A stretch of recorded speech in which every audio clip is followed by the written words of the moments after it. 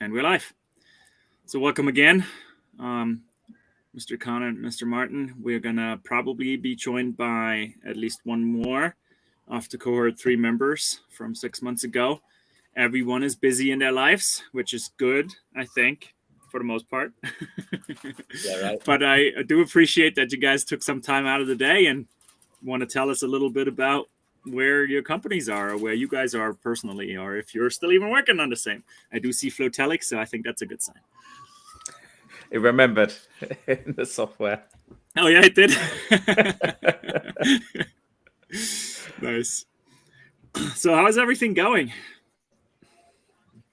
Do you want to go first, Connor? Because if you're short for time, I'm happy for you to. Sure, yeah. I'm actually looking for. I put out on LinkedIn a September update. I'm almost there. I was inspired by. Do you guys know who Andrew Gazdecki is? Founder of MicroAcquire. I know MicroAcquire. Yeah, I don't know him. Yeah. He does some good stuff. He's very Martin, you'd like his stuff too, like his content that he posts on his personal account. On Twitter and LinkedIn, he's super active, and he was posting these monthly updates for MicroAcquire, just super open about their numbers, metrics, and what's been going on. Found a little inspiration from it. So I went ahead and I put a post on LinkedIn too for our September update. So I think that'd be probably the most recent and relevant updates in our world. And so let's see. So we're still live, still working on it. That's obviously that goes without saying. So still working on it, going slower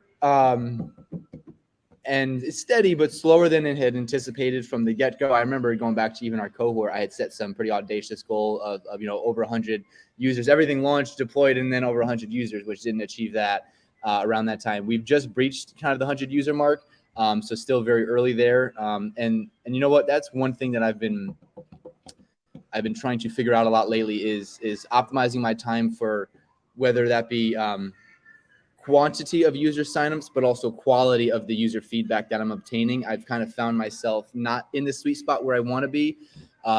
We've kind of paused on fundraising efforts. We were trying to raise our seed round, had part of it committed. Still, part of it is still committed around the 100K range. We're not taking it on yet until we think we're a little bit in a better position. But the reason I just in the past months found myself so adamant about number of user signups was, from investors, I would hear them say, how many users do you have? How many users do you have? How many users do you have? And it just got to the point where I'm like, well, okay, that's where I got to spend my time. Quantity. Very quickly came to find that, our product's just not ready for that quite yet, and so the users that we are signing up, they aren't quite using it to the level that we want them to. They're not coming back. And so I think the real engagement and the retention is where we ought to be focusing our time on, making sure we have built something good, something needed. And so the answer to that is, we really haven't quite yet. And so we're still spending time working on rolling out, new updates, some changes that, we think are going to cater to the feedback that we have been obtaining and finally, find that aha magic moment for our users.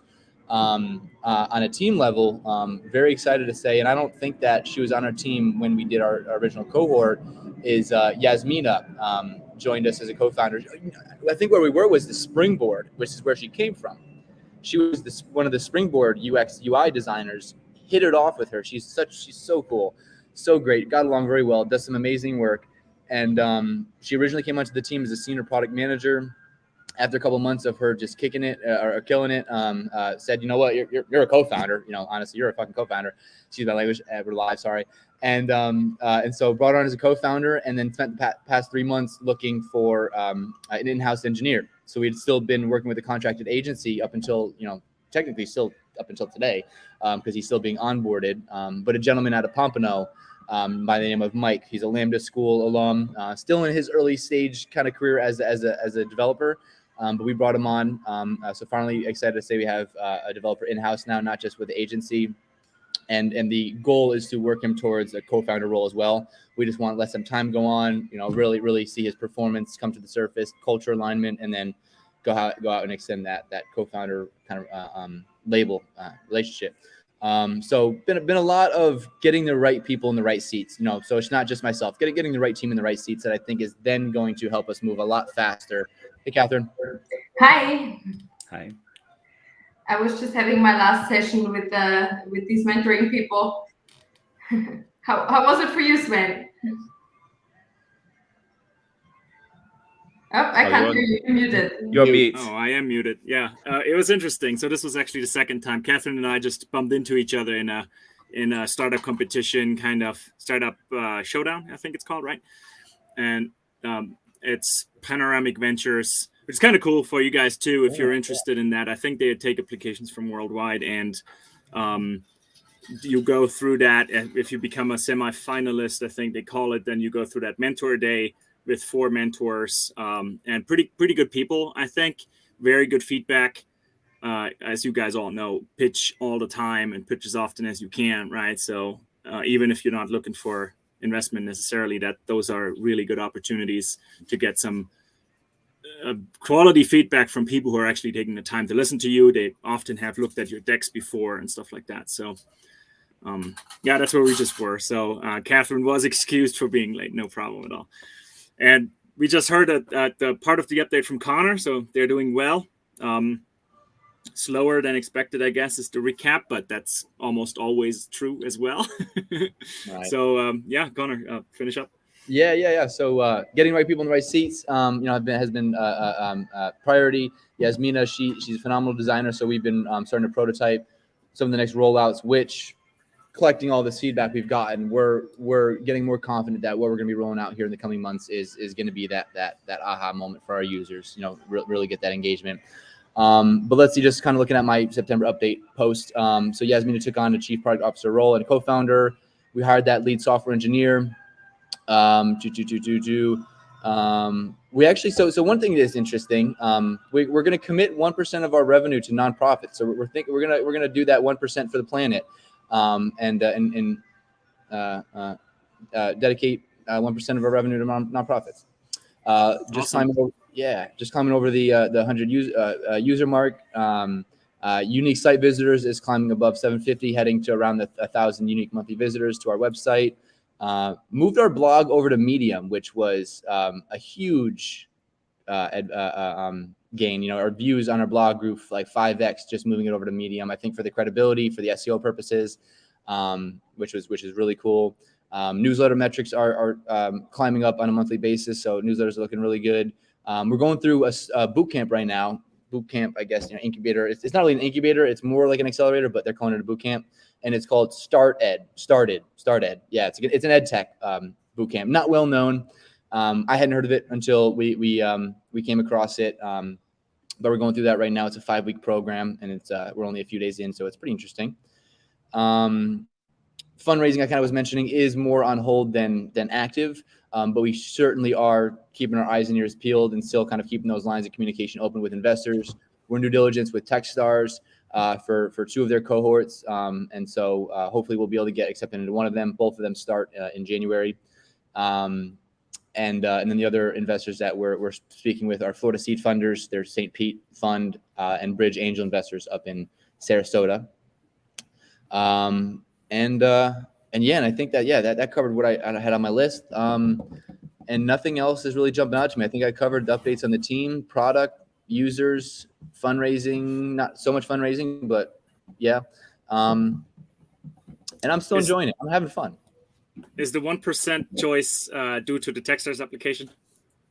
No, that's actually something that was inspired years and years ago when I was with Sam Lewis at Where the Fund, and he did the 5% to nonprofits, and I managed all of that, and so that had really hit home to me, and so I always wanted it to build a company with at the very core of it some sort of give back model. Yeah, that's cool. Yeah, I know that when you apply for Techstars, they ask you that question. Yeah. Yeah. Well, awesome. I have 1,000 questions, but I'll let Martin and Catherine go first. I think you should ask first questions, friends. Give us time to think. All right, fair enough. Yeah, I think the most interesting part, there's a lot in there. You really did unpack a lot here in a couple minutes. But it's also been 3 months. Actually, it's been longer because I think you were not available last time. Right. But one of the most interesting parts, I think, is the user question, right? And I think we all have dealt with that in one way or another. Quality over quantity, getting the right people, the 80-20 rule, right? Whatever you want to call it, it's always the same thing. And we don't always have that luxury to just say, no, I'm going to go really slow. I want to just have the right people. Because like you said, investors are putting pressure on you. There is just pressure to get revenue, right? And revenue comes with numbers. I think if your model didn't change, not necessarily every user is a paying user either, right? Therefore, I think having that dynamic is very interesting. And I want to kind of just hear maybe your thoughts on how you are dealing with it. Maybe still, it sounds like maybe kind of in the middle of that mental model shift, right? Because I think it starts with the team to just make that decision first before you like it's not driven by the product. It shouldn't be driven by the investors, but it's still not so easy to make that decision for yourself. So kind of if you have a little bit of insight on how you are approaching that and how you came to that conclusion that it might be better to just focus on getting your I think we called them super fans or something like that in the past, right? Like who are your A-class customers who are going to be your brand ambassadors, right? Like how did you come to that conclusion? Yeah. So the one thing to acknowledge is, we're still pre-rev, haven't launched our premium subscription yet. So we've kept it entirely free. We don't even have the option of paying for it yet. That's going to be rolling out with the prototype that we're working on. But kind of how I came to this, and I'll actually be honest, I'll say that it's kind of all happening right now. Like the decision to start taking accountability for I've been the quantity over the quality recently. I need to make that shift is like happening like now, and like had a team meeting today to kind of move a couple things around as far as what our weekly metrics are and who's accountable to who or who's accountable to what. And so I think what has led up to this is really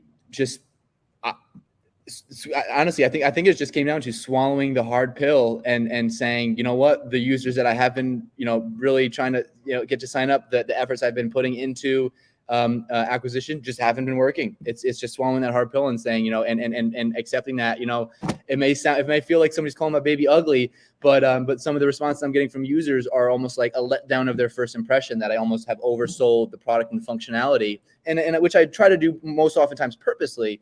But it's to the point where I'm overselling what we're working on behind the scenes in the prototype that really excites everyone. And then they get to the current live version and they're like, what am I supposed to do with this again? Like, I'm not really sure. And it'll come back. And then we're immediately looking at, churn. And so it's swallowing that hard pill and just saying, we can't, I don't think it's wise to be risking that kind of first impression, which then immediately reciprocates or translates to churn. And just saying, you know what, our baby is a little ugly right now, but it's, I think step one is taking accountability for that, and now shifting that focus to, well, let's still engage these users, but with a different approach in the sense of let's collect that feedback, and speak to you and really best understand your needs, which saying that out loud is like, well, dude, you should be doing that from the get-go. You need to understand their needs. But it's like there is like a fine line where it's like, yeah, we have been trying to understand their needs, but then jump right into acquisition. But like we haven't just been spending enough time to gather that quality feedback. Yeah, I mean, this is actually very similar to my experience as well with Harmony, because when first telling people about the ideas, everybody gets super excited and wants to try it and immediately expects that it's like perfectly done already, like give me the perfect onboarding experience where I just understand what I'm doing. And we've also found that the much better approach is to just say, hey, people, can you give me some input? Just give me feedback, without any pressure. Especially when it's just about actually getting people to use it. It's a way better strategy, I found, to just ask for feedback and to just be like, this is not ready. But then you can be positively surprised when you try it. Right. Kind of flipping that script of what their first impression is. Yeah. Yeah, that's awesome. I think that's a level of maturity. Every single startup, every single team I've ever worked with, you have to go through. And even though we all know the theory, it's really, really hard to live, right? Like we all know we shouldn't rush it, but yet we start with the design and build the product before we talk to a single customer over and over and over again, right? Especially in the engineering circle. I'm certainly guilty of that. Yeah, I think it's Just also one part more of the feature. startup world, right? Right. In the startup world where everybody's like, oh, but your competitors are already so much further. And it's just like, yeah, they're doing something else though. Yeah. Right. Yeah. So go ahead. I was just going to say, this touches on like how I've thought about the Flowtelic, and the question I ask is, what makes it transformative? And when I looked at it, you could compare the product to all the competition, and you get a bullet point list of all the features, but they're kind of boring on their own. They're not headline features. They're not transformative. It's been done. It's a lot of work. So I asked the question, what is it that's transformative? And then posed it as kind of like those gates saying, I can't move forward until I've proven that the product is transformative. And I think the challenge, I guess the challenge that you've seen is you want that feedback. So you start scaling how to get people in the system. And then you sort of on that train, aren't you, of funneling people in. The metrics just aren't quite kind of hitting the sweet spot that you want. Being able to like going for the quality versus quantity, because at some point you're going to put the growth, rocket boosters on, get the quality and boost that, not the low quality essentially. So it's all making sense. And the other thing that I like to think, it's the theory, whether I could live it myself, is anything you do, you're 3 pivots away from getting it right. So the question is, how quickly can you get through those pivots? Mm-hmm. And I think sometimes, and I'm probably a victim of this, you stay with your original idea because you haven't scaled it enough to prove it enough, or you haven't got the right people in to love what you've built versus, all those things. Right. But embrace the pivot, I guess. Mm-hmm.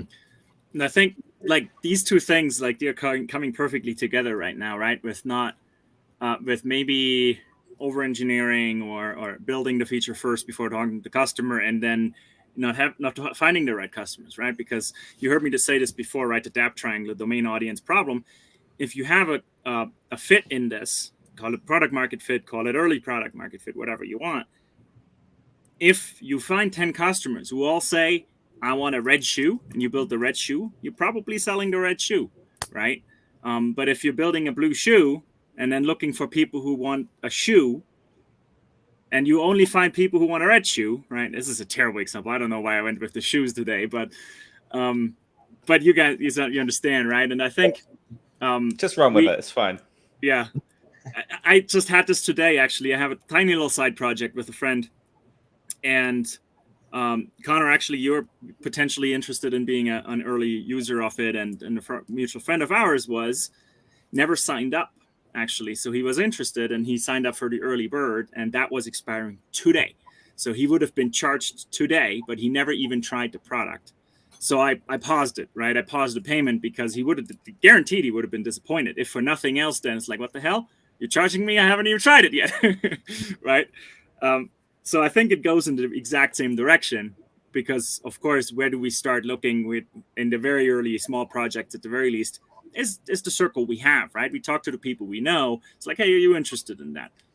And just like our mom, they might be a little bit more friendly to the cause and say, yeah, of course I'll help you. But really, they are not interested, right? So they're not really a user either, at least not a fit for your early product. Mm-hmm. So that's a very, very interesting space. And super hard. So good luck. Keep on it. Just get the people who really want to do this, want to use this, and listen to them. Build the features they want. Yeah. I'm still always coming back to the mom test. Like, I feel like even once there was some, it always sounds so linear with the startup advice, where it's like you do customer discovery, then you build your MVP, and then it works or something, or not, and then you start again. But I feel like I'm regularly doing customer discovery also for different segments, different types of users, just finding out whether they're right. And I must say, I just find this mom test book and the advice from it is so super helpful, because it's exactly that. Like, when I just made an assumption, and my assumption or my hypothesis was people in insurances will want to build their own solutions, and it was like, no, they really don't. They want the solution, they don't want to build it, right? And it was just so good to find out, but having them tell me, not by asking, directly, but by just asking about what they want and where their pain is. And building something is not something that would ever come up. It's just like I just want it to be there, just create it for me. Yeah. Yeah, that's another typical problem, right? Like is the problem you're trying to solve the existence of a chair or a place to sit, right? And this is a completely different thing. And that fits very well to what you just said, right? Like they want a solution to something, very specific thing they maybe have, but they don't want to buy the axe to then carve the chair, which might be the solution, right? Exactly awesome. It. Cool. Well, let's move on. Great conversation already. Again, we could fill the rest of this hour with just this topic, I think. But Martin, what's going on in the Flowtelic world and your world in general? So I think probably more personal changes than product changes. So on the outside, the product looks probably much the same as last time. There's been a lot of work going on behind the scenes, trying to still launch my paid feature, which has had a knock-on effect because I need it to work on a mobile as well. So I didn't do the mobile designs originally. I didn't build it for mobile, but now I have, or in the process of doing that. So I'm not going to lie, that's a bit challenging because I liked launching frequently, but now because I got so far, I now have to get all that working and then launch that. So that's been really tough, keeping that momentum. And I'm looking forward to being past that so I can do more frequent updates, and because that's really worked well in terms of my motivation and sustaining kind of just getting things and then the building in public and sharing what I've been building, which means it's still pre-revenue, obviously, but there are other updates. The whole marketing side for the product is the YouTube and actually teaching. And even if Flowtelic wasn't a thing, it'd be a YouTube channel that I would have. And can't remember. I think did I get monetized last time we spoke? I think I did. Yeah. Yeah. I've not actually released that many more videos recently, but the subscribers are still going up. So it's 2.8 thousand now. So bearing in mind, we probably started about 400 when we 6 months ago or something, or maybe 700 or 800. So that's good. That's really rewarding, knowing that, like, when you know the formula and you have access to it, it's like really cool. And even when I'm Googling things about the subject, I get my videos in the Google search results. I'm like, oh, that's interesting. So clearly I'm dominating this niche in some way. So the trick here is to start branching out into sort of widening that niche to try and tap into more access to that audience, essentially. So that's good. Monetization. So sitting about $130 a month, which is pretty awesome for a small YouTube channel with a few videos that seem to be performing well, and evergreen content, which is really, really nice. And then what else? Then I'm getting sponsors now reaching out, which is really interesting. And I'm going to give it a go and see what happens. Anything to kind of help, build a system that can grow and support, essentially, that, like, reinvest it back into it. And that's the whole motivation there is, money makes things move a little faster, right? That's one way of looking at it. So that's kind of interesting. Seeing the legal documents for that is always kind of, what am I doing? But that's fine. And then the other aspect was, like, to prove that is sort of viable for the Flowtelic side is the mailing list is still growing. So I'm probably sitting between 1,300 and 1,400 on the wait list, which, like, the advice I would give anyone is build a flywheel. I'm using Ray's terminology there, flywheel, early on, so that when you're struggling building the product, that's still ticking over. So for me, having that number going up kind of gives me a sense of progress, even though I'm still like not launched the paid feature or something like that. So it means that when I do launch these, so launch the subscription so you can synchronize across devices, I'll know very quickly whether that's good or bad, right? And that's quite exciting in a way. It's almost like I don't want to know, but I have to get to that point. So that's cool. Yeah, I don't send nearly enough newsletters as I should to that audience, because I just don't have it in my schedule. So I mentioned about the personal side of things. A couple of changes there. I have access to a performance coach for 6 months, which is awesome. That's just kicked off. So hopefully I'll be fixing a few things to make things work a little quicker, which is good. And that's basically helping, work-life balance, what I'm doing the Flowtelic, and also, kind of a personal side as well, which is good. I'm sure I'll learn a lot through that process. And one of the first recommendations on there is there's a productivity YouTuber called Ali Abdal. I don't know if any of you are familiar. He's got over 2 million subscribers now, and he does a part-time YouTuber Academy. So it's a 6-week cohort-based course, and yeah, I've signed up to it now. So that starts on the 1st of November.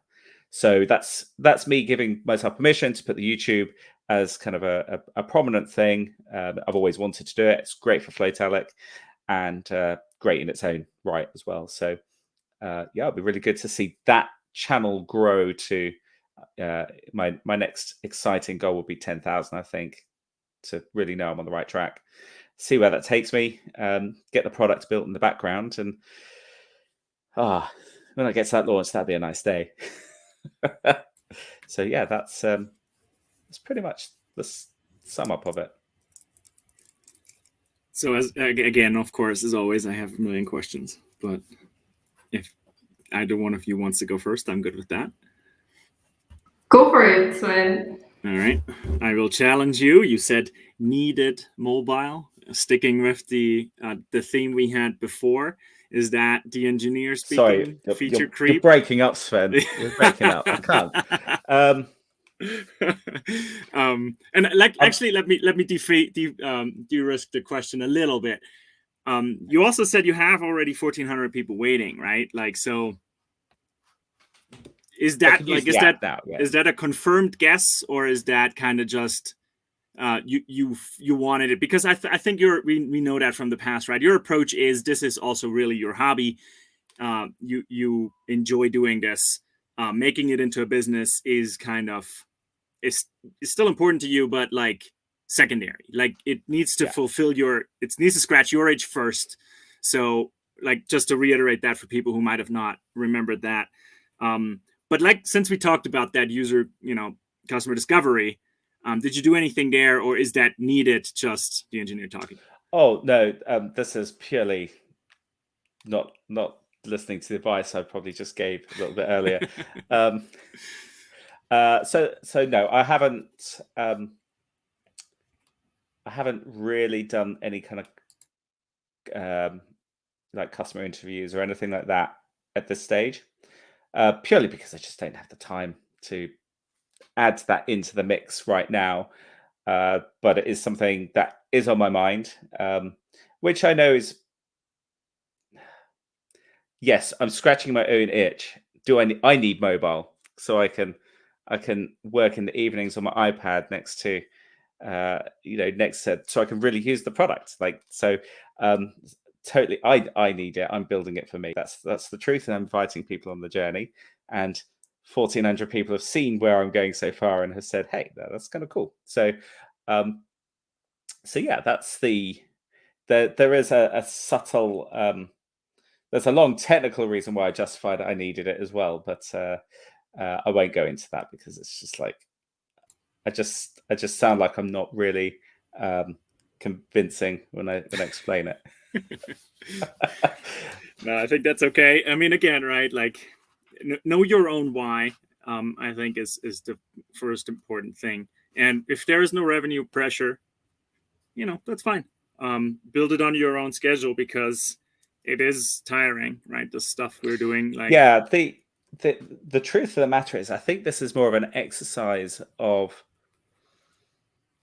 overcoming that personal mastery of being able to build and deliver and have the grit to get through the really tough times, because that's always been the struggle.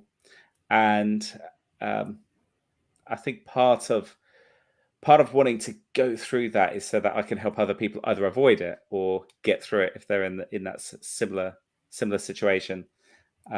Asking those difficult questions and launch early, not late, and not one more feature, ask questions, like all the right things.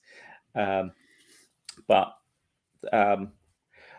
my main goal is to create a system of sustainability of how I work, because I'm looking at this over 5-10 years, wherever that takes me, and that's both the YouTube and the product.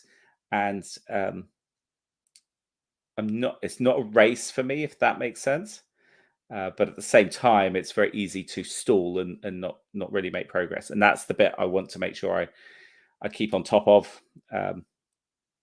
We'll see. I know I'm going to make mistakes, but as long as I know I'm making them. Personally, I would love to kind of be taken on that journey. And this is, of course, what co-starting is for, right? But this is that's just one avenue for this. But like that, those very thoughts, those processes we go through as entrepreneurs, as individuals, especially from your perspective, building it slightly different, not having quit your job for this particular project, actually having kind of more of a long-term vision for yourself to come up with something which works for you, and maybe identifying the process, the system, building the tools for it to become, I don't know, a better entrepreneur, if you want, for the lack of a better word, or something like that, right? So that would be super interesting content. However, I would love to consume it. Take it as what you want. If that's in your newsletter, or you have a Q&A or something, or just do a video about it, of course, repost this one. But I think this is a very interesting topic, which we often overlook, is what's going on inside the entrepreneurs. We all get the theory pounded into us every day, but like, how do you actually live it? And it's different for every single one of us. And I think the more often you hear that from someone who is going through it, who is still in a similar phase than you, it helps a lot, because the only things I have found so far are these very popular, have made it already, a couple of exits behind them, wrote a couple of books now, and that's how I get that content. But their point of view is already so far advanced that it's hard to relate anymore, right? So that's kind of what pops in my head here is this. That makes sense.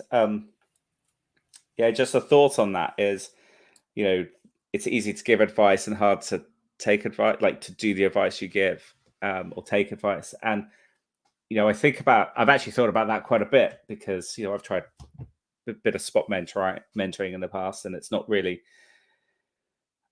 it just doesn't work, and I have to figure that out.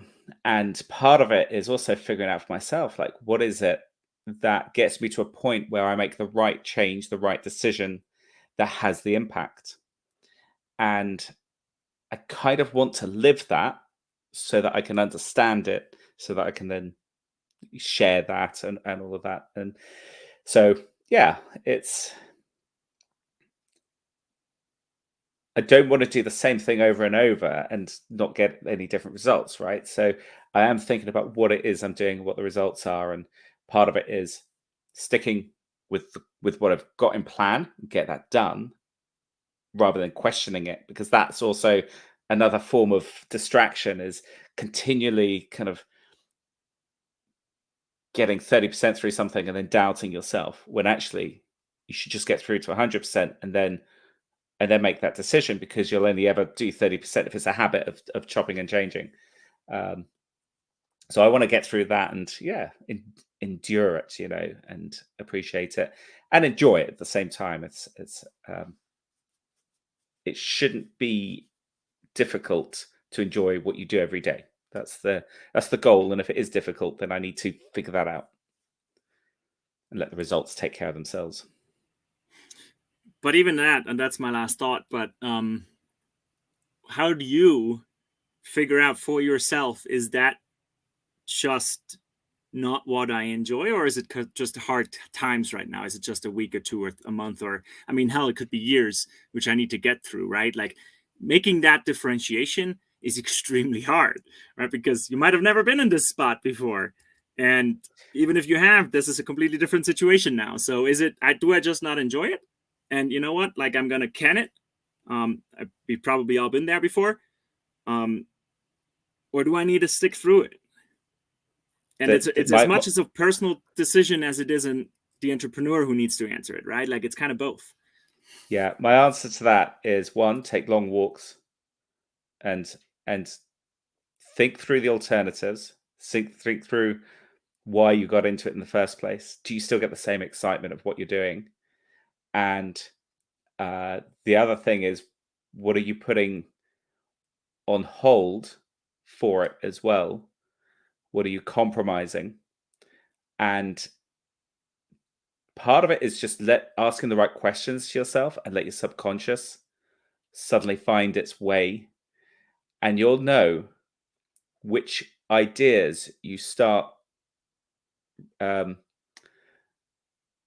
gravitating towards, the ones that feel right. I've had a lot of situations in the past where I've had to ask those questions. Is now the time to move on? Is it right? And writing down all my pain points, just getting it out is quite good. And taking that time, breaking away, taking the walks, letting your mind wander and see where it ends up. For me, it will always end up right now at seeing this Flotelic thing through. So that's how I know that I'm on the right path, which is quite unusual. I usually would have been distracted with another idea by now. So I'm not going to let this one go very easily. It's good to hear. Yeah, I can relate. I mean, I super agree with what you're saying. I would add one thing that helps me sometimes is to just talk to other people as well. Because I feel like sometimes saying things like, especially when something really bothers me for a while and, it's just not good or something, and I say it to someone else, and I don't know, it's just like there's an epiphany of just having said it to another human being where you get a completely different perspective, no matter what the reply is, just from having said it to them. And sometimes you get a good reply as well, or some perspective that you haven't thought of. So absolutely. And I'll add to that, actually. Sometimes we feel that there's some questions we can't ask because we feel it's a no-go area. Like, I've got these commitments, I cannot, like, it's just not even something I will consider. But the moment that you get that question asked to someone else and they sort of give you permission to entertain that idea, it can unlock the next kind of phase of thinking. So I think you're absolutely right there. And also to add, I was speaking to a friend who I haven't spoken to in ages, and I was explaining the project and all of that, and he just said to me, I can hear the energy in you talking about this. And I'm like, yeah, I love it. Like, I could bore a lot of people with this very easily.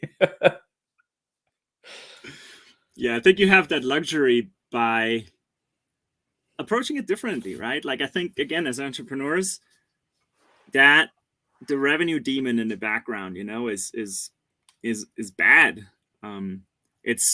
I mean, we say, like, before I ever would have used the word entrepreneur for myself, I remember watching the Facebook movie, right? And when the guy Timberlake comes out of the bathroom, it's like, I'm an entrepreneur. I'm like, what? Just like the facial expression she had in the bed. It's like, what does that mean? But you know how when you're younger, or when you forget your first job, you kind of talk about your hobbies, and like people ask you, so why did you not? So I like cars, for example, right? And people ask me, so why did you not go into anything with cars? I'm like, well, because then I would hate it, right? I would have to do it every day and not just work on the cars I like. Now there's probably an option in between, right? But that's the difference. And it's really tough because we do need to make a living, right? And of course, like if you're somewhat privileged and you have that luxury to say, okay, you know what, I'm going to do whatever I like to do. And you're privileged enough that you make enough money with that, fantastic. But that's really hard. And then if you turn that around and you try to make a hobby, which you really enjoy, into a business, you have that very same fear, risk, potentially, I think, of running into that. I feel that with every single project I have ever started. I'm like, oh my God, hopefully this is not going to become daunting, right? If that's a couple of weeks of me a year, I usually say if it's more days out of the year I get up, I love what I'm doing, then not, that's okay, right? If it's more than more good days than bad days, because nothing's always good. But maybe you just ruined your hobby, right? Maybe it was more gratifying to have 10 fantastic days in the year. If you just do it 10 days a year, whatever that is, skydiving or something, than having 300 days. I don't know. I don't think there's an answer to this, but that's what comes to mind. What comes to mind is, the artist who loses the love of painting the moment they get a commission. It's, once it goes from autonomy of your own creativity to work, then it's not the same. And I think maybe I'm keeping hold of that. Yeah. This is, with my project, it's pure mastery of my own skills and creativity of this space as well. So I'm being very selfish with it in a way, because I love the autonomy with it. Yeah. Which is why I won't take money. I won't get investment. Yeah, that's the more extreme one. Yeah. But I think you are close enough that maybe going back to also talking to other people, right? These mentors, these trusted advisors you have, might just be able to kick you in the butt and say, well, why don't you ask your people if they're ready to pay for it? The I'm going to let myself off the hook have. a little bit, because I do get a lot of YouTube comments about the subject, the understanding, and the product. So I do see a lot of feedback via that channel. I've just not asked directly, and I've not done a structured way of gathering information.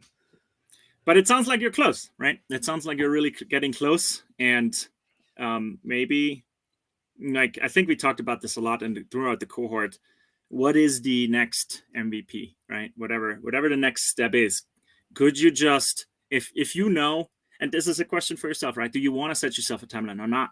But maybe you're thinking, okay, I think I could do it in a month. I'll give myself 3 months, and I say, hey, in 3 months, the paid feature launches, and you could send that to your mailing list. And then you might have just enough pressure to actually do it. Yeah. So I've worked out how long it's going to take based on that, and it depressed me, not because it took too long, but probably because I haven't refined my my daily schedule to make sure I can guarantee effort on it. That's probably the biggest challenge I've got at the moment, which is why there's been a bit of a lull over the last, especially on the YouTube channel, over the last couple of months. So if I can figure that out, and I know that I've got time to put effort in, then I'll be more comfortable making commitments, I think. Fair enough. Awesome. Well, I gotta run. I didn't want to interrupt. I gotta jump real quick. Sorry. It was great to see everyone. It was really great to see you too. Cheers. We'll talk. Same here, Connor. Bye. Keep us updated. Yes, definitely. Excellent. Well, Catherine, tell us all about how many mentors wanted to throw checks at you just now. Well, yeah, I mean, we are in the middle of the fundraising process, right? We got commitment from 2 angels now. And yeah, I'm in New York, by the way. And I wrote you anyways in the channel. So, and next month I'm gonna also go to LA and San Francisco, and just meeting investors every day, and yeah, working on our first round. And yeah, so we're in the middle of that. And I don't know if I told you last time, but we do have our first MRR, our first 1K MRR, and of course, we made money with the pilots as well. So for us, in terms of product, like our next steps are really to smoothen out this onboarding experience, because with the pilots, it was very much like, okay, we're doing a workshop and then they know how to use it, right? Because we needed to do the things that don't scale, because we can't just, build into the blue, or it wouldn't make sense. But now that we know a bit more, we actually are working on creating this onboarding experience now. And we actually, Harmony is going to be used by in a hackathon that's organized by the city of Vienna. And they are using that on next Monday and Tuesday. It's going to be 24 teenagers who are going to use our tool. And it's going to be the ultimate stress test for us, knowing how to onboard people, which is actually great, right? And yeah, so that's pretty much where we are right now. Yeah. That is awesome. Like, I mean, you're right. If you don't know after that one, if you listen, then I mean, it's a bit different. It's not the mom test, but it's pretty close, I think. Yeah, I'm sure they will be honest. or very obvious when they get fed up, I'm sure. So yeah, I think it's going to be a good experience. Are you going to be there in person, or is it remote? My team is going to be there in person. My CTO is, and 2 others from my team. We also have a few other UI UX designers who are going to be with us, actually, on mentoring those teenagers, and they come from one of the big European banks, and they work there as UI UX designers. And since they sponsor the place, they also provide some of the mentors, which is great for us, because then they have to understand Harmony to also mentor the teenagers. And yeah, so I mean, for us, our number one goal is that we can give them some experience so that they walk out of there, because they can't program, but that they can build something visually that like works a little bit, because they don't have a lot of time, but just so that they can create something and they can see that they are participating in this hackathon and they have more than a PowerPoint to show at the end, but an almost done app. And yeah, so that's really our goal, to just be sure to give them a good experience, and then to learn from how where they don't understand Harmony, what they need to know, what they need to hear, and just stress test our current onboarding knowledge.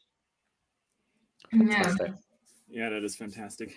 Love it. Love that idea. I think that's your product obviously lends itself for this very much so. But I think I've been a participant in hackathons many times, and they're just super fun. And I can just see the vast amount of knowledge you guys are gaining from this, and the opportunity, even hell, like the exposure through something like that. It's very cheap, right? It's just time that it costs you, but very cool, very cool. Yeah. That's definitely exciting. I actually think, it would probably make sense to even organize hackathons more regularly, just to have this learning experience. But it's great to be able to say that the city of Vienna has chosen us. Yeah. Absolutely. Very cool. So, and fundraising is still your main thing right now, I'm sure, as head of the company in a way. So, tell us a bit about that experience. How it has been. We've got to know you before the product, or just around the product beta launch. How did you transition from that to, okay, now I'm going to dedicate most of my time for finding investors, getting in touch with them, meeting them, right? This is a long process. I think anyone could benefit from getting a bit of insight into. Yeah, I mean, for us, making the decision, it was kind of coming anyways, because we bootstrapped everything from the agency that we previously built.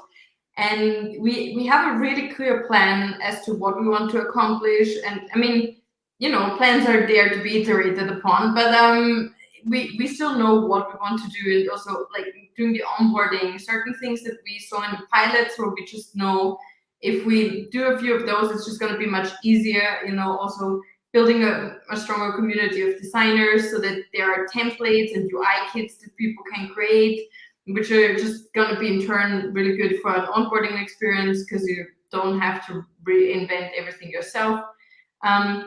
So there are a lot of these things where it's pretty clear what we have to do, and doing it just takes a lot of time, right? And we also did some experiments with just getting signups, and we got like over almost 100 signups in just 1 week if we're full-time on social media.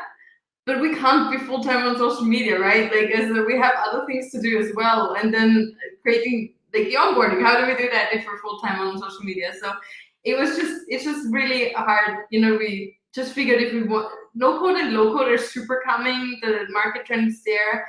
Enterprises are looking at it now even, and I feel like it's just a really good time to actually be there in the market.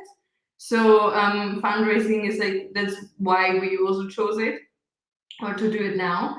And yeah, the process, warm introductions are like everything, right? It's like if you can get a warm intro, life is so much easier. But I've been doing a lot of cold outreach as well, just because, I'm not friends with all the investors yet. And it works as well. I think like LinkedIn has been a very good tool there to just reach out to, if I have people that are very, like if I know who I want to talk to because they would be a good fit, especially in terms of angels, then LinkedIn is actually quite good. Twitter is all right too as a tool to reach out. It's a lot of following up with people when you reach out cold as well. But yeah, I'm getting meetings from cold outreach as well, so that's working quite well. And yeah, in terms of no and low code, I just really noticed that even though no code is like a relatively new trend in terms of investment, investors are super like have it until here. They're just they just think that no code is super crowded because they know Bubble works and there's Allo and all these tools, and therefore using the term no code is actually not that great.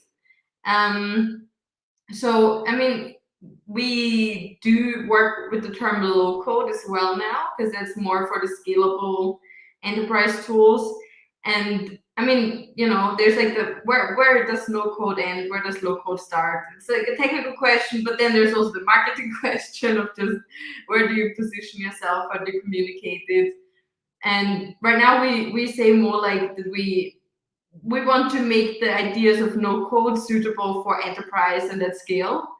And I think that works quite well in terms of positioning ourselves a bit earlier in the conversation, so that people don't. Because when I reached out earlier, I saw if you say, "Hey, we're a no-code tool," then investors are like, "No, there are too many. I don't need that," and then you don't even get around to communicate your position. So, that's interesting. So, stepping back even further, how do you make the decision? Who do you think, or how do you find the people who might be a good fit? Are you just going through every investor list you can find, which is probably a good start? There's plenty out there. Or do you just plug in keywords and LinkedIn, or how do you determine who you want to reach out to, and then how do you prioritize those? Because I think a lot of entrepreneurs, or a lot of advice I got at least so far, is, well, talk to the third grade kind of investors first, right? The ones you might not necessarily even want, and perfect your pitch, right? So it's kind of two-sided question here. Yeah, I think that's still like very valid advice. I think it's also, it's a little bit hard to say, right? Because if you just reach out to those that have nothing to do with you, then you're also not going to get the feedback that you actually need for your pitch. But yeah, if you can find VCs that are kind of in your space and that you're just not that interested in, then it's probably a good place to start. But yeah, I definitely worked through several VC lists, and there's like OpenVC app, and then there's like New York City Founder Guide, and there are like so many lists that I'm just going through basically all the ones that I can find, and also Twitter, going down the rabbit hole of one person talking about a VC they think is good, and I'm having a look at them. And also just evaluating how relevant it could be.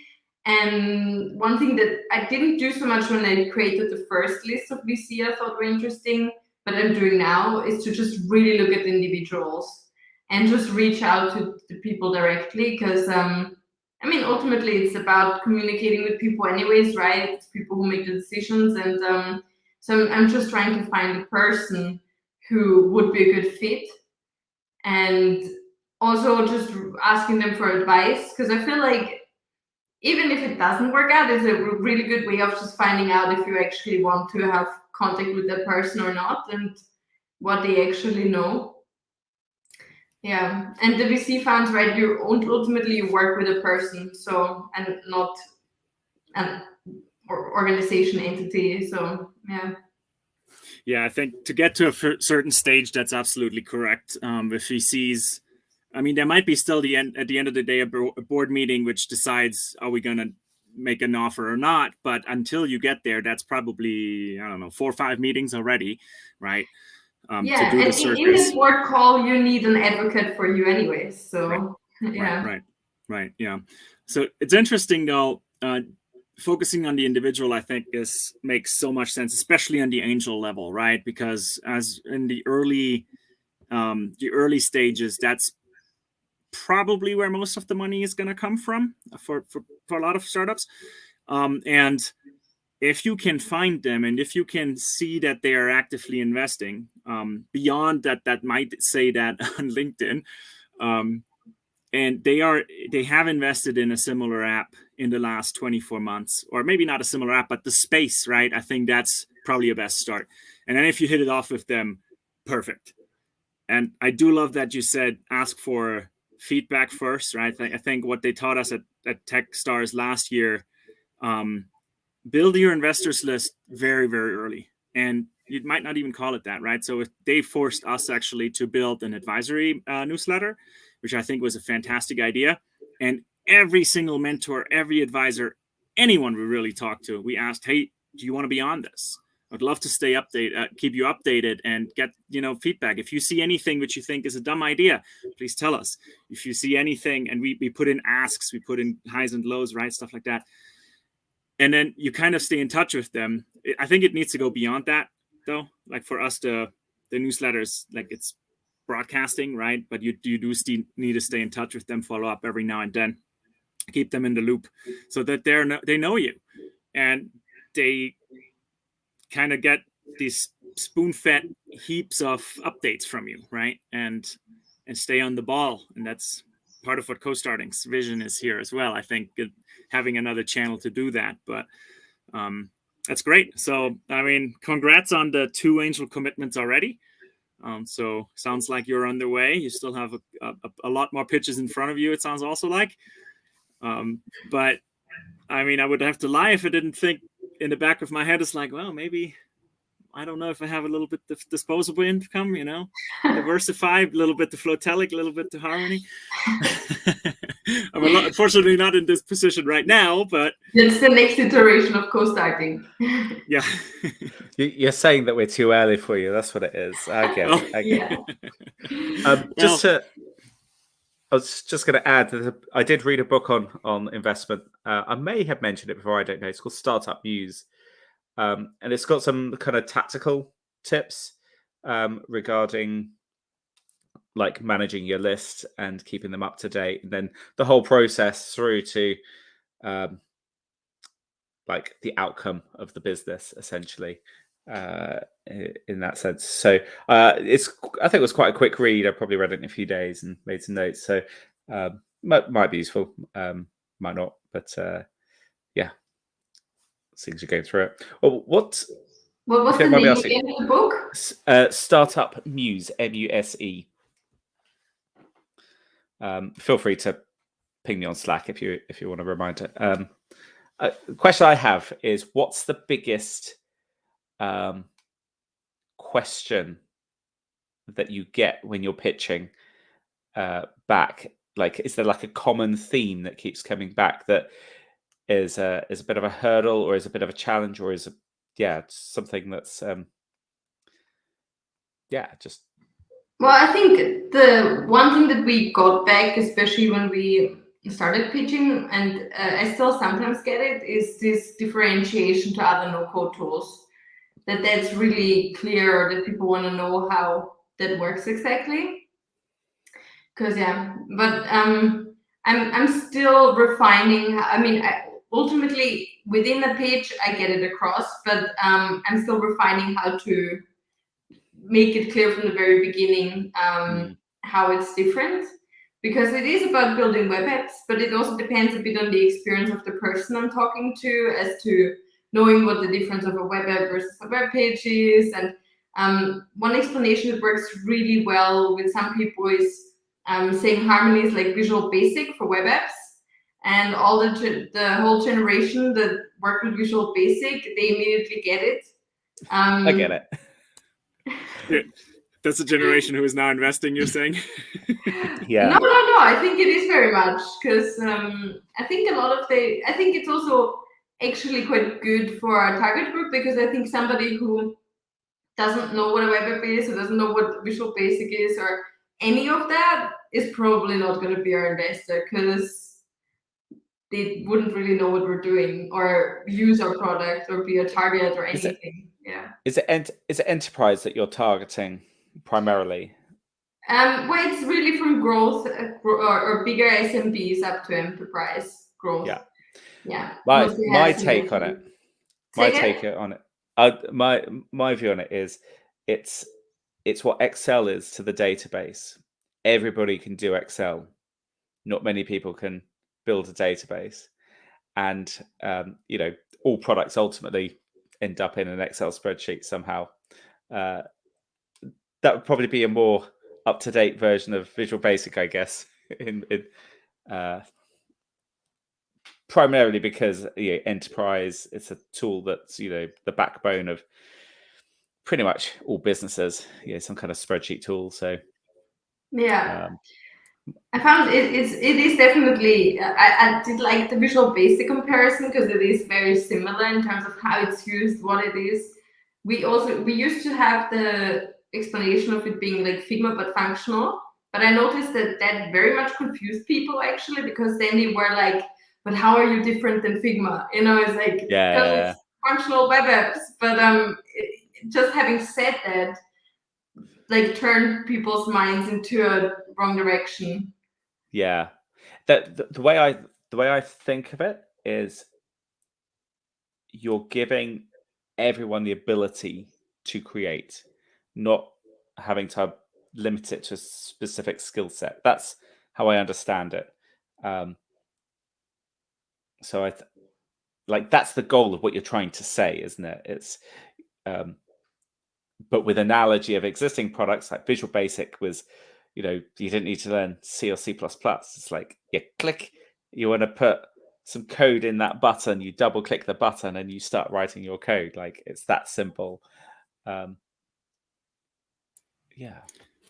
think you should, you probably already have this in your plans anyway, but I think you should get as much content from this hackathon, like video content, and show like how easy it will be. Hopefully it will be, for these teenagers to just have these aha moments, right? I think those would be super powerful. And then just send that to an investor. Like, we don't have a deck. Here, take it from our actual users. Yeah, well, I intend to definitely do an investor update after the hackathon, and that's going to be in there. So that's definitely going to be in there, and post whatever I can about it. So it's like when we did the experiment with the 8-year-old who was using Harmony to build something. Actually, by now, he built his own translation app in Harmony. And we created a leadership board in our tool, in our dashboard, because he was always so far on top, because he used Harmony so much that everybody who was using it for work was like, okay, let's compete. Like, that's not okay. Why is an 8-year-old more experienced now at this? But yeah, I'm gonna marketing and social media the hell out of it. So actually, something comes to mind while you're talking about this too. Yeah, do you have like a beta testers kind of version or something, or just like a regular sign up? I actually, my nephew might be super interested in this. Like, I don't know. Like, this is just kind of me thinking out loud because he's so talented, and I keep telling his parents, it's like, oh, just have him start coding, right? Like, just one of those courses or something. But this might actually be a more intuitive way for him to get exposed to it, and then go the next stage after that, right, on his own terms. But like some of these kids today, they're growing up with this anyway. Minecraft, right? Like you name it. They're building their own worlds and tools and all kinds of stuff. It blows my mind, but I mean, Toby, the boy who's using it, he got a workshop from us, right? Because we don't have a lot of onboarding yet. But if he wants to use it, then we can do a workshop together. Or if you have, even if you just have like a YouTube video about it or something, like a little webinar. I can send it to you, yeah, and you can just log in and try to recreate that to get an idea. Just because like that would be like, go through the hackathon first, right? But I could totally see this being like what we talked about earlier, your brand ambassadors. If you find something exciting for kids to use this for, that will demonstrate the power of the simplicity of the tool. And then what they're going to build with, I mean, hell, translations apps and all of that stuff, right? They like all of a sudden they're actually building the stuff these enterprises might need. You don't need to say anything else after that. You really don't. So that's a cool marketing strategy, I think. I would love to see that. Yeah, my co-founder is actually joking, like maybe we just become an educational tool about how to program. You just do it visually. Plan B. Yeah. Yeah. Anyway, cool. Well, we're over time already quite a bit. I know it's late in Europe. Catherine has the advantage this time. It's not that late yet, but we do want to let Martin get back to his busy schedule. And I'm super happy that you guys joined us again. I think we're going to take it offline to schedule the next one, or if we schedule the next one, because not everyone was here today, but everyone continues to be in Slack. Short update for me, of course, as you guys noticed, co-starting has been pretty slow. I'm not even going to go into all of the excuses, but they are excuses after all. There is probably over the next couple of months, I want to say months, a bit of a revamp. The idea here is, just to give you a teaser, to pivot. So maybe this is, I don't know what number of pivot this is, Martin. 3 pivots away from success. And use all of the learnings, all of the feedback from you guys and from the other cohorts and from the peer groups we had, and kind of come up with another structure. So from the peer groups, the feedback was that it kind of gets a little bit dull, for the lack of a better word, after you got to know each other very well. Like you understand the value out of you get from your peers, but then eventually it kind of just becomes one other, stand up or check in, and everyone comes together and they might have a good time, but there's the novelty wore off a bit, and it's sad. I certainly haven't experienced that. I found that the group being very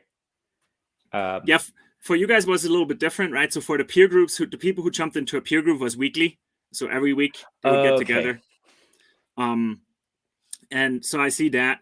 So what we're toying with, the idea is to put together the cohort and the peer group idea and make something new out of it, which is potentially a 12-month commitment where you go through 12 groups with the same size, roughly, I think, right? So 60 people.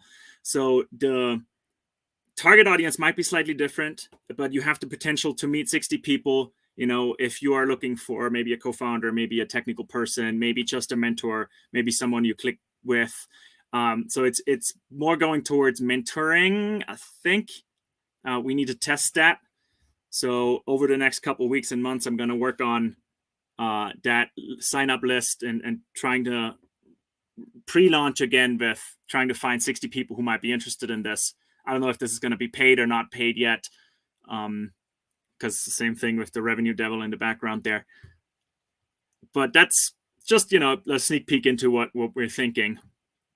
We still have one active peer group in Italy, but that's like kind of history started to repeat itself. Our US peer group kind of fell apart a little bit because people maybe did other things, different projects, and then kind of didn't feel right anymore and moved on. Would you find that the people in the peer groups are at sort of around about the same stage that they're at?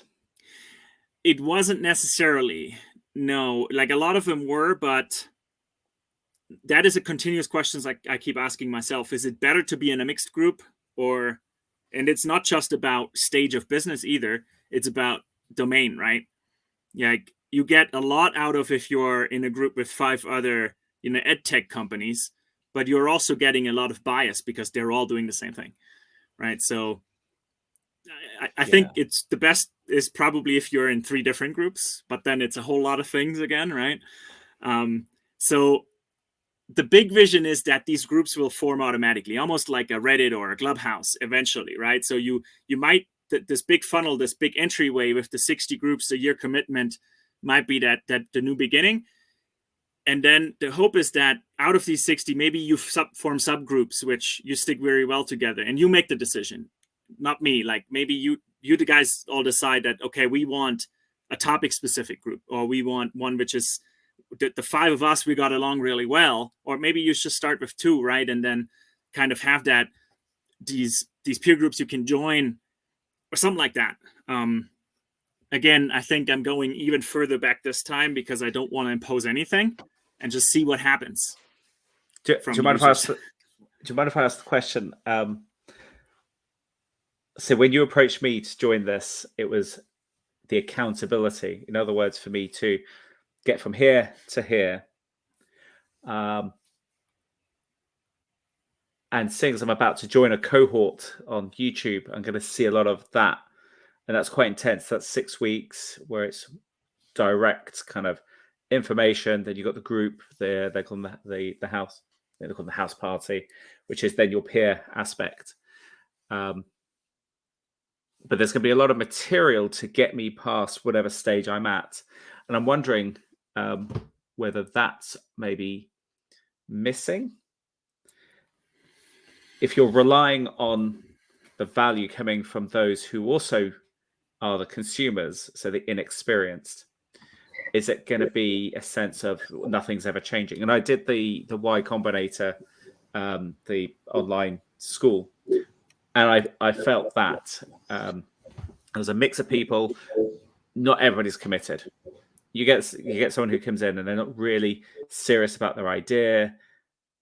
That's quite draining when you're trying to actually get your idea progressing and you want to have that, constructive kind of conversation. I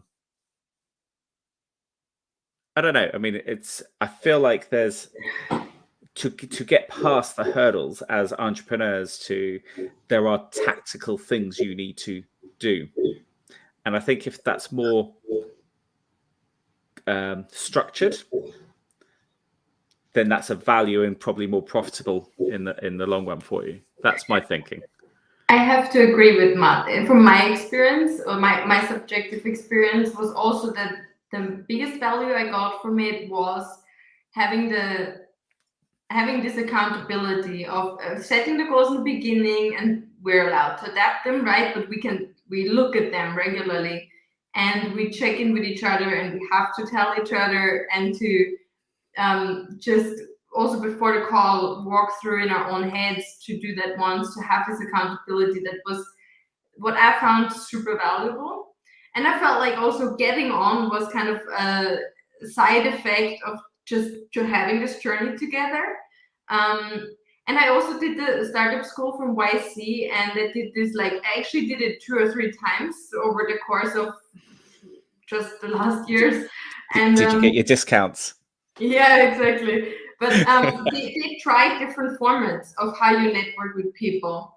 And the one I found most useful there as well, in the very beginning, it gave me a lot to just turn up in these sessions and to be with any founders and to just pitch and communicate. But at some point soon, after after 10 calls or so, that got really repetitive. And then it was like, okay, well, I kind of know how to communicate this now. But then they switched up their model, and you would actually see the same founders again, not the whole cohort, but you'd match up with the same people again every now and then. And I found that super useful, and also connecting to the other founders. But also because you see each other again and you can tell each other how you progressed or not. But exactly that was valuable, that you're like, oh yeah, okay, so you heard that already. Since last time I did XYZ or nothing, and then if you have to say nothing, it's like you better come up with something that's like super embarrassing. So what am I doing with my time? But this was the valuable part, right? To see someone again, and like not every day, because then you couldn't progress, but in some regular distances where you want to be like, not just because it just adds a little bit of extra layer, being accountable to having to explain yourself to someone else other than yourself, especially because as an entrepreneur we do everything like ourselves anyway. So there's that's interesting. Social pressure to say I have to tell Martin I did nothing. Yeah, I mean, that's going back to the accountability too, right? I think, and that certainly is still at the core now, where, and you remember in the beginning, the idea was to then have that, well, we were in the launch track, right? So that's kind of the lower track, and then we get started and you move up, right? Because your requirements change. Some might be faster than others or have different requirements. And then you have these different modules which you can join. The problem with that, I think, was I still think that'd be great to have. It's just not manageable from an overhead perspective, right? As a one-man startup. So we were trying to kind of Can I jump in there? Yeah. Can you explain why? What is it that's missing? It's or what? Okay, I'll rephrase the question. This is Tim Ferriss' question. If it were easy, what would it look like to get those tracks? And like, I'm playing devil's advocate now. Yeah, well, I don't know what it would look like if it were easy, right? Because that's what I was trying to come up with. I think the difficulty is that valuable content, or programming of sorts, needs to be created, right? I think you can't just recycle something which is out there, like YC content, for example. That, because then the first question I got quite a few times now is like, so why am I paying monthly, right? Like, what am I paying for? Which is, of course, a valid question. And if it's not the content, then it needs to be some sort of other novelty, like that accountability or something. But apparently that accountability wears off if you keep meeting with the same people over and over and over again. I think that could be helped with an element of moderation. Like, so if there was the 60 people I was just proposing, after the first, maybe it's not even a fixed 12 weeks where we cycle, right? Like maybe just the moderators are going to be like, okay, yeah, you don't fit here. You go there, right? But that also needs to be done by someone. And if we had 60 people, that's 12 simultaneous groups. So I need to at least have 11 more me's, which also was like, we were working on that, right? So we have 2 brand ambassadors who are kind of filling that role for Italy. But these people are really hard to find because it's quite a big time commitment without compensation, right? At least for quite a while. My original approach was to have other entrepreneurs like you guys find their strong suit. And then, Martin, we talked about it, right? Like do like a YouTube cohort. But also very hard to, from an organizational perspective, right? Just the overhead to manage that with everyone's schedule is actually quite difficult. Which would be okay if it still overlaps with the user's requirements. What if I said to you, so I'm obviously joining this cohort. There are fixed hours. I can either make them or I can't. And if I can't make them, I can watch the videos. I'm thinking there's 2 things. One, you can lay out the schedule and people can sign up knowing what they're in for. You don't have any scheduling conflicts. And the second part is the content. And I'll ask the question because I like asking questions.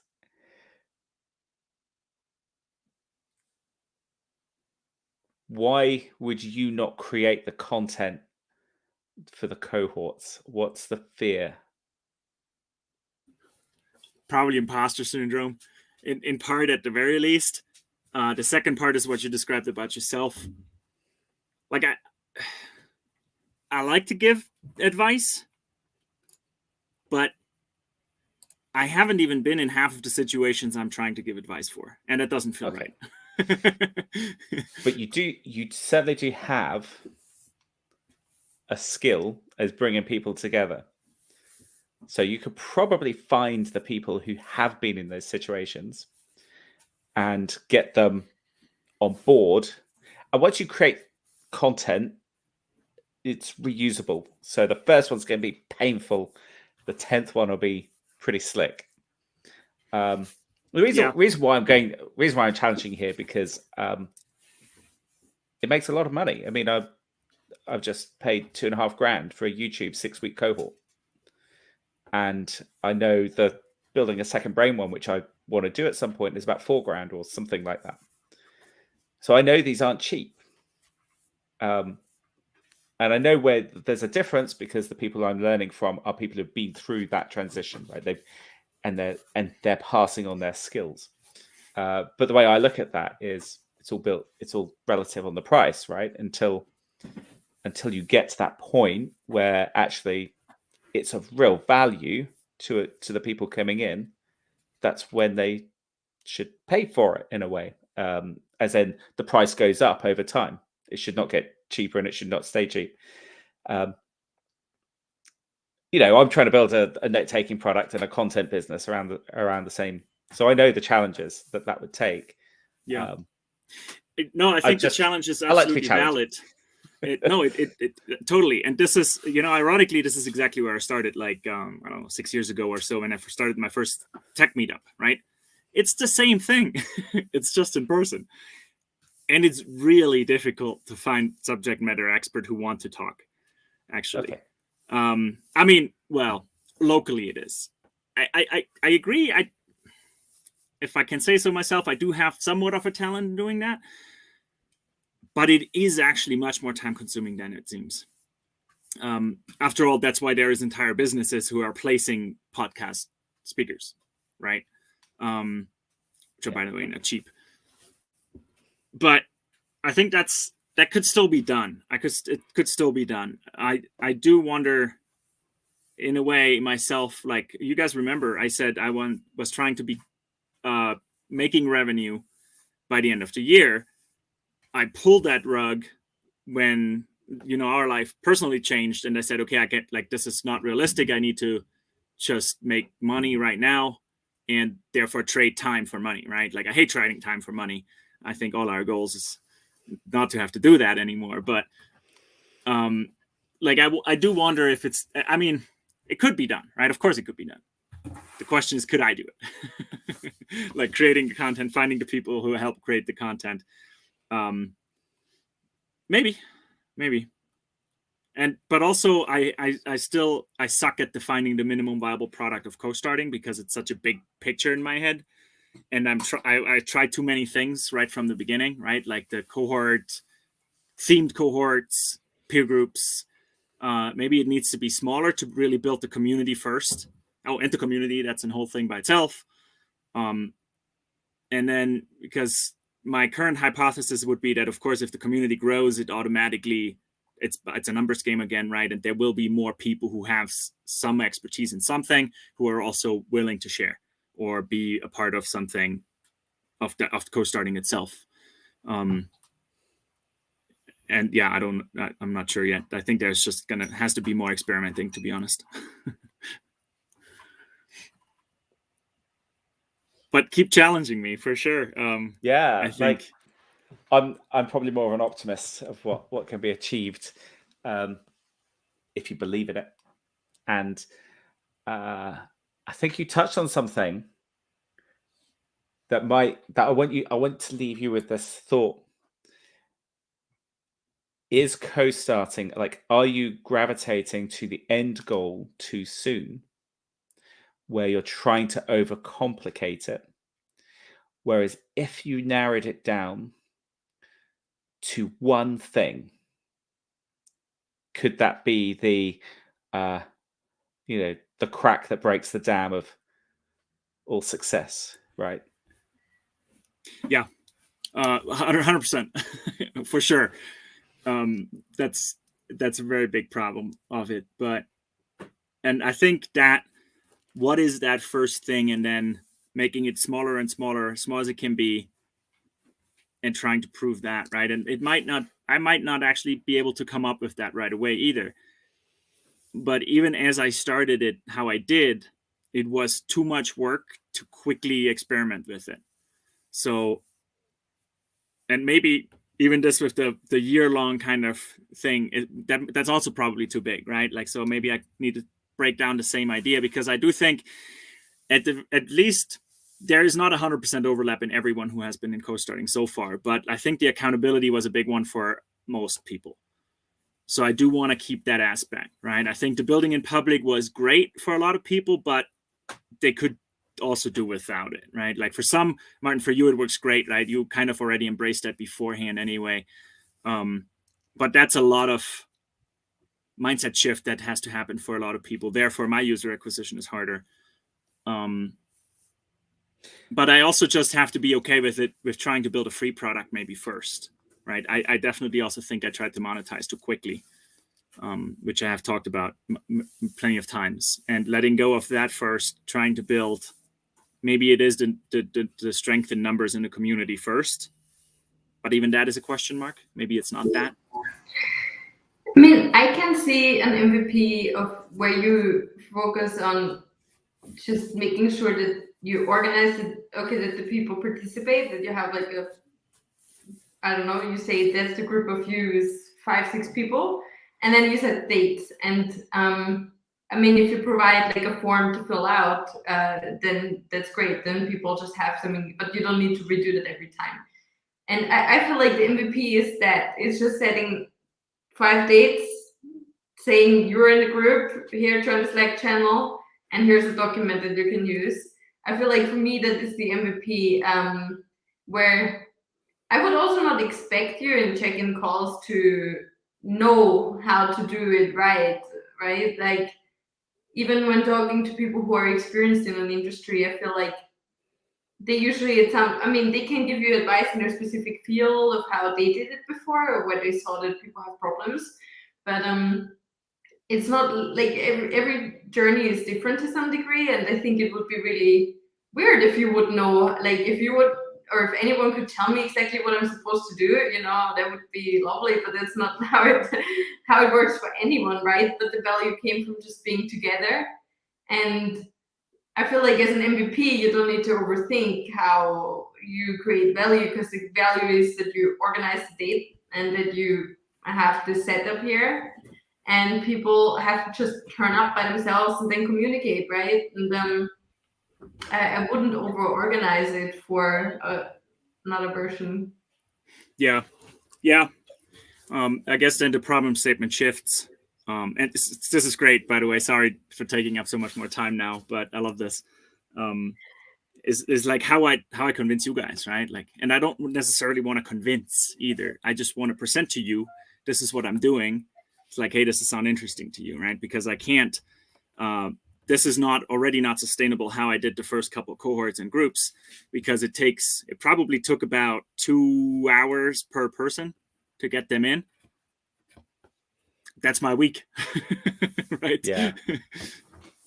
But of course, that's the same problem, Catherine, you talked about earlier. You have to do the things that don't scale to learn enough.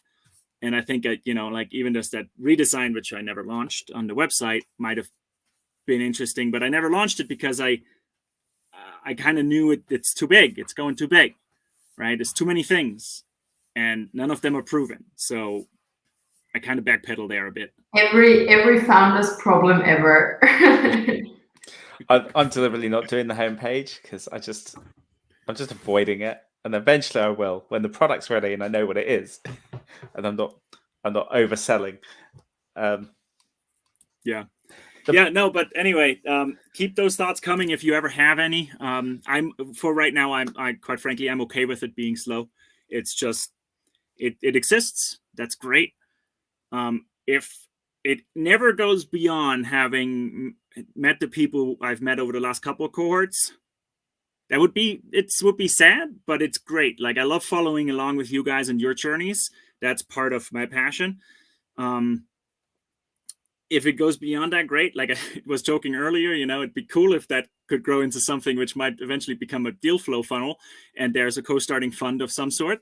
I believe we talked about that before, but if not, that's also all right, right? So, and I can't build it with that goal in mind right now, because that's just preposterous, right? Like okay, now I'm just trying to fill in the blanks in between instead of trying to build something truly great people want to use for today. I think that's it. Let me just let me say where I'm coming up with Flowtelic and how it relates.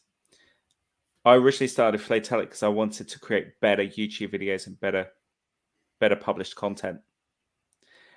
And when I tried to create those things, I hit the hurdle. I wasn't ready. So I started peeling back why I wasn't ready, and it came down to, well, I need to know what I'm saying. I need to know what my thoughts are. I need a system to create the best way of taking knowledge and getting that right. I still want to get to the end goal. That's the whole, but I don't need to do it right now. And just some thoughts for you to take away, I guess, is you have the end goal that you want people to be in, and that's to get a deal so that they can scale their business and go on that new trajectory. But a lot needs to happen to get to that point. And it's really hard to build a business where you're basically waiting for people at the 11th hour to cross over. But there's the starting part of that journey that I think there may be something in it. There may be. I'm challenging you because I'm quite excited for the idea in a grander sense. I think there's I'm meeting more and more people in my circle, not just online, but people I know who are turning to a sort of some form of entrepreneurship, and they're lacking that guidance and that cohort and I think there's a space there. A lot of it comes down to accountability, but focus and all the things that we talk about.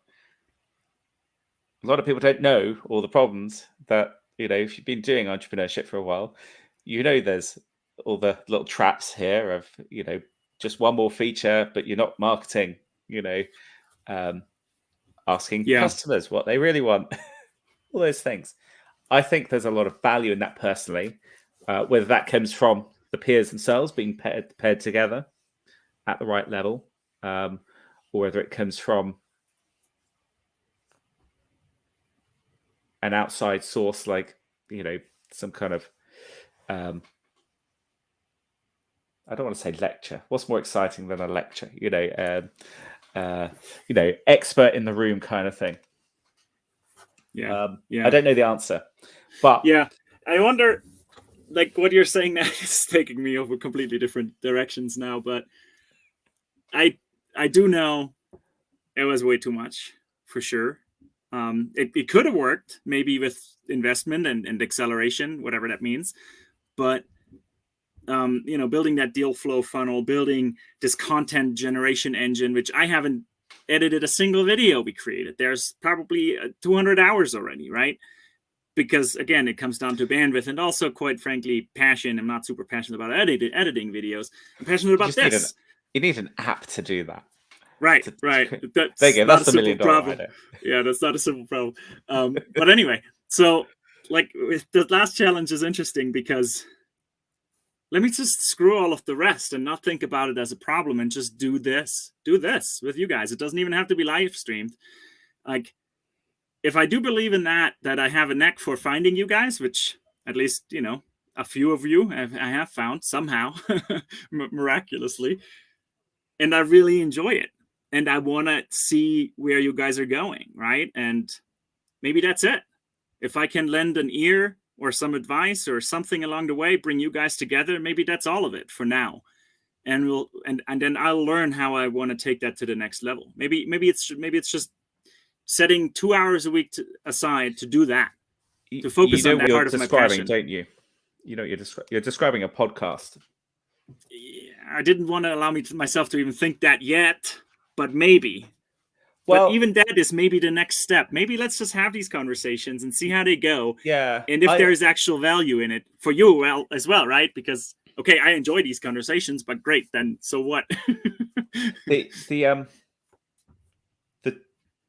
I think you're a good personality to bring people together. I think that's a huge asset for you. The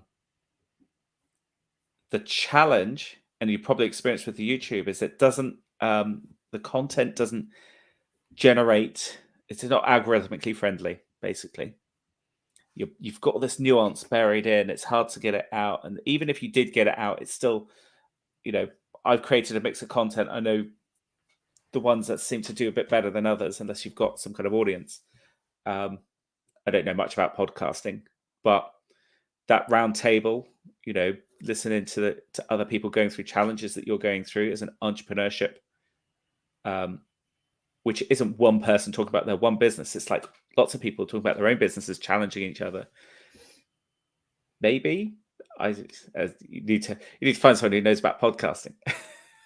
But yeah, I'm scared of that, like, because I have actually a couple of friends who have tried pretty much that very thing, but they have started with that idea. Okay, I want to have a podcast where I talk to entrepreneurs and then, you know, find the nuggets. None of them still doing it. Not sure why. Not sure what their reasons were, but I think because they weren't talking to people they enjoyed talking to. That's what it was. Like you've just said, you enjoy talking to us. It might be, yeah, but then it should start there, right? Like it shouldn't start with the podcast in mind. It should start there, and I need to find what the value is for me, other than like me enjoying talking to you guys. But before that, and before what is the value in the podcast, needs to be what's the value in the participant, for the participant, right? Because then you also find easier people to talk to for the podcast. It's not just like any other podcast, because they better talk to the Indie Hacker podcast or How I Built This or something for exposure, right? That's not me. They're not coming for me for that. Maybe you could argue, okay, smaller, earlier stage, maybe, but I also don't think that's it. I think it's a therapy session. I think you will find people who want to join your podcast. I would look at making hypotheses about why people want to listen to them, like what like the topic is going to be, if it is like experiences of early stage company building, or like why am I going to this podcast on Spotify and I'm listening to episode 1 and 5 and 10, like what's the kind of theme here? That's more like where I would look at making a hypothesis. Because once you have that, I think it is going to be relatively easy. I mean, not to immediately interview Elon Musk next session, but to, you know, find founders who want to be there early, who enjoy talking to you too, which I think all of us do. And then, you know, you build up, you will see if it is interesting for people to listen to. If it is, then you are building a follower base, and then it's also going to be more interesting to participate. But I think people enjoy talking to you as well, so I wouldn't worry about people not wanting to come on the podcast. I think secretly told, I'd love to be a guest on loads of podcasts. Me too. But, all right. I'll take that as a compliment, and I do have a hard time doing that. I'll think about that. Yeah. Even read, just, you know, like hearing stuff like that is anyway, but like I don't know, this is maybe the last thing I say to it, but like I already see that, like that's the engineer again. I'm over engineering the podcast already, because now it needs to be produced, right? Because every episode of we had together already could be probably in a way cut into a podcast, which is now themed. We're focusing in on a couple of topics, but that needs to be produced. And that's maybe just because I personally don't listen to many podcasts where people just talk to each other. I think they're most of the time pretty boring, unless they have a very clear pre-production goals, like D&D Hacker podcast, right? Or How I Built This. It's always the same format we walk through. How did you build Ben and Jerry's? How did you, like, what did you do then? You know, what hurdles, blah, blah, blah. But there's a million and then some podcasts where just people sit together and talk. And that's not the goal either, right? Because now it's like, all right, yeah, okay, we spent some good time together, but what's the more value we're breaking through the noise? Right. Yeah. I don't know, maybe you're gonna accidentally be like, I found it with YouTube channels that there's so many YouTube channels out there of people building stuff, renovating stuff, I don't know, just doing random things where actually they're just good for falling asleep too, and I don't think that's what they intended. But maybe you're gonna just find like an alternative value, like it's just so that I'm not lonely. I don't know, but I think like you have to try until you find out, right? Until you find out what your value is. But I swear, with YouTube channels, there's so many of those that have value that they did not intend. It's that I don't feel so bad about my life channel. Right. Yeah. Watch other entrepreneurs make mistakes for once, not just your own. Exactly. Yeah. No, awesome. I really appreciate it. I have no idea what's next for co-starting, to be honest. We'll keep doing what we're doing now, staying in touch and helping each other. Like I said, that's one of the primary goals. Has always been, is bringing people together beyond me, right? Like that can help each other. If for nothing else than just having an open ear, because entrepreneurship is lonely at days. And yeah, this last, I don't know, whatever it was, 30 minutes now was my therapy session from you guys. And again, I appreciate it. No, it's I really do appreciate it. Otherwise, of course, I would have. I have my ways to end these calls. Trust me, if I don't want to. But he's hovering over the button. I can see. Yeah, bandwidth. I need to watch my bandwidth. No, awesome. Well, again, thank you so much. We will connect on Slack and schedule something else for, I don't know, maybe another 180 days. We kept doubling the time so far, but I encourage you to keep us posted. Catherine, certainly with your raise, let us know once you're a millionaire. Martin, when you make the first $1, I don't know, maybe that's a cool one.